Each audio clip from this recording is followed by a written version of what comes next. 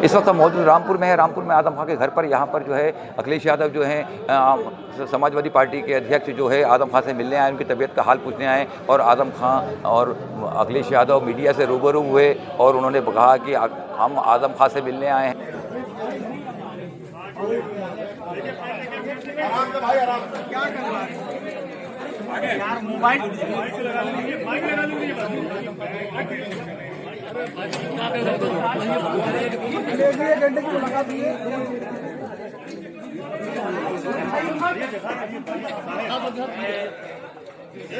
Balram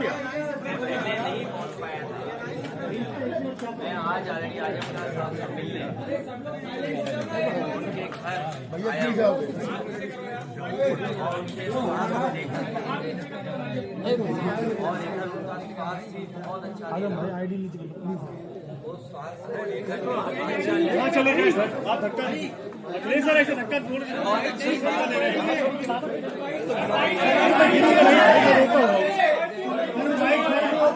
mic सही नहीं हो पा रहा भाई साहब, तो नीचे रख के आप बैठ के भैया 3 लोग मोबाइल लेकर के आगे खड़े हुए बैठ नहीं पा रही है।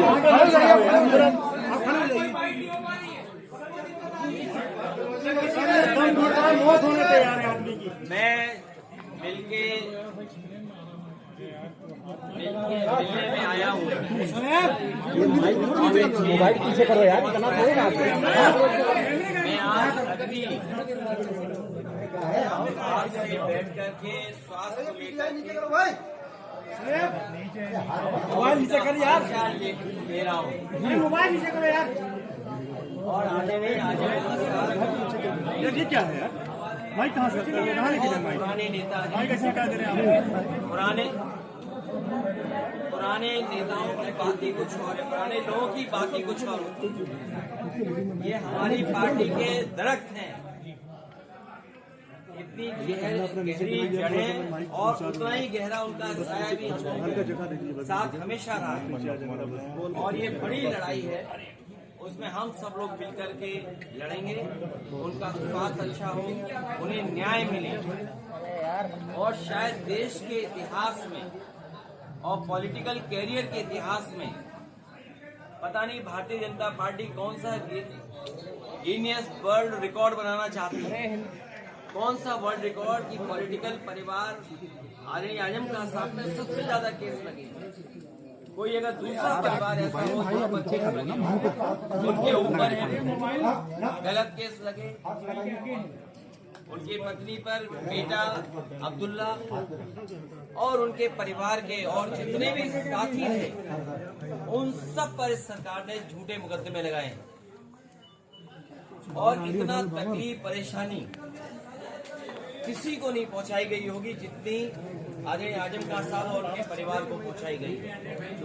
ये कोई वर्ल्ड रिकॉर्ड बना रही है भारतीय जनता पार्टी, और अगर गिनती के हिसाब से हम लोग हिसाब किताब लगाएं तो हो सकता है Guinness book of world record में भी ये नाम आ जाए परिवार का, कि सबसे ज्यादा झूठे मुकदमे अगर किसी परिवार पर एक पर लगे तो आदरणीय आजम खान साहब। तो नाराजगी दूर हुई, जो ये बातें सामने आ रही थी कि नाराज है आजम खान जी से, कोई मिलने नहीं आया जेल। मैंने आपसे कहा कि पुराने लोग, पुराने समाजवादी जो नेताजी के साथ थे और जो नेताजी के साथ उनकी बात ही अलग होती है।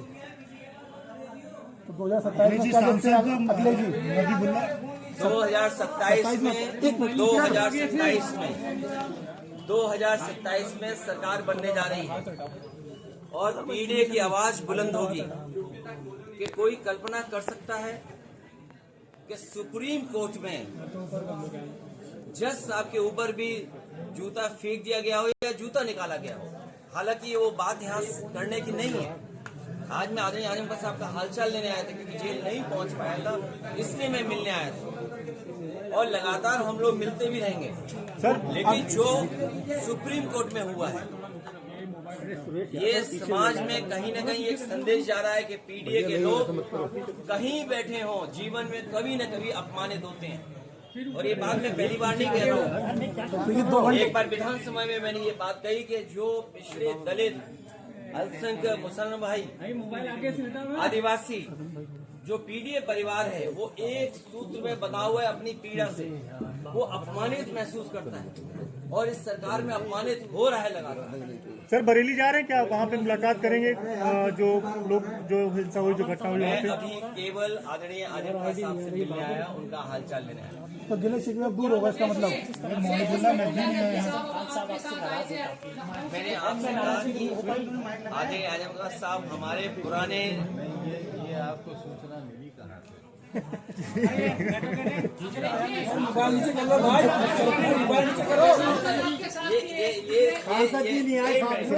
पत्रकार साथी, ये मेरा हवाई जहाज कहाँ उतार रहे थे आप? कहाँ लेके यार ये क्या भाई? सांसद नहीं आया आपके साथ?